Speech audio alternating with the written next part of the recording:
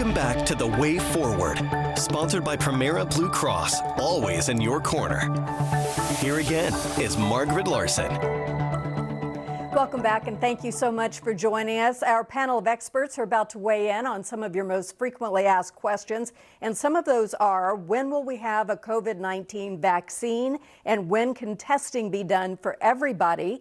How can we get mental health support for those who need it, even the uninsured? Those answers are coming up in just a few minutes. First, though, whether it's at the office, with friends and family, the way we say hello moving forward might be a lot different. So we asked someone, not an expert, mind you, but one of our favorite people, Jim Dever of Evening, to tell us what he thinks the future looks like.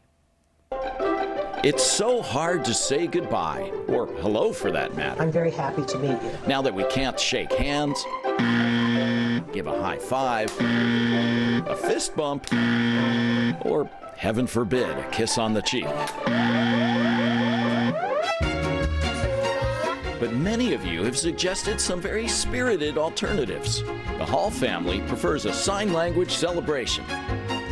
Denise bids a socially distant Stop. while Rachel and her boyfriend vote for this, whatever it is. Ooh la la. You've suggested everything from thumbs up, dude, to hang loose, brah. But here are your most popular picks. In third place, a respectful bow. Our runner-up here in the nerdy Northwest, the Vulcan greeting. Live long and prosper, but not everyone knows how to do it. And your favorite no-touch how do you do? The peace sign, which can also double for victory. Let's hope they're both in our COVID-free future. Well, whatever greeting that we land on, we know that things are going to be different in the future on the short term and also on the long term, maybe for years. But experts say we're at an inflection point. What we as individuals and a society decide to do now will shape our future. We feel like the light is at the end of the tunnel. We see it. Infectious disease specialist Dr. Ali Mokdad at the University of Washington is optimistic about our state's progress.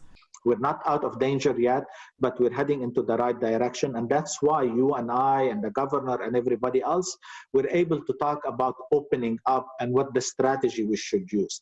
So we have achieved a lot by closing down fast. And in my opinion, we're going to come out of it faster than other states.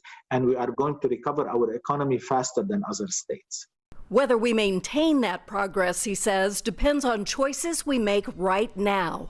We're looking right now at lowering the infection rate to a level that we feel the public health system can detect, trace, isolate. And then we talked before about one prevalent case per million in the population.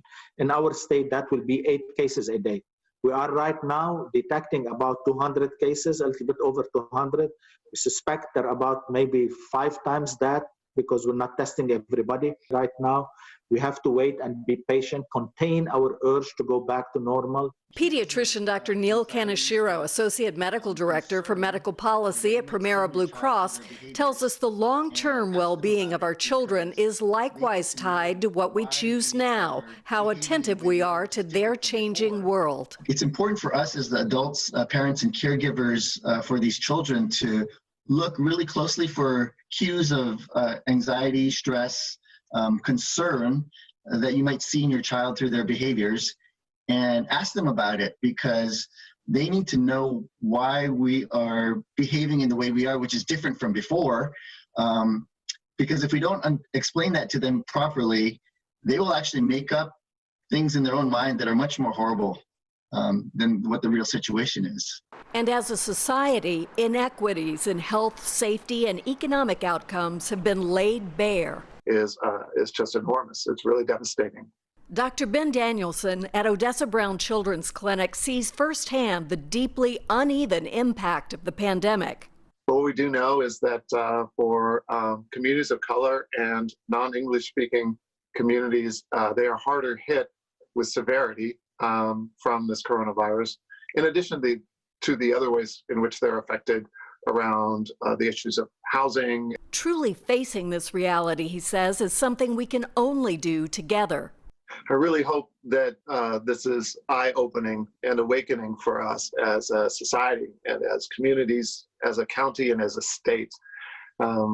We have this opportunity right now to decide not to shut our eyes, not to turn away from some of the challenges that I think we all know we've been facing for a long time. This relates to rural communities, right? And the question I guess I have for myself, for the people I work around, and for the other folks who really care about making a difference in this world is, how are we going to wake up tomorrow and see a different day?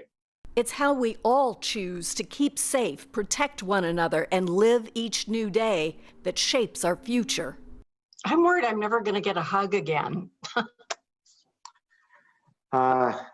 This will go away, but we have to be patient. No, and I'll be the first to hug you when I see you, and we'll have this interview face to face.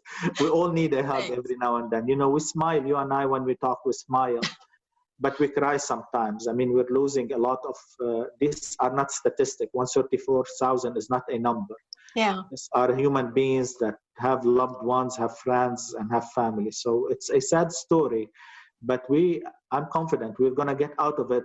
And yes, we should come out of this stronger. And all those people who died and sacrificed their life, all the people who lost their jobs and incurred a lot of financial cost, their sacrifice didn't go for nothing.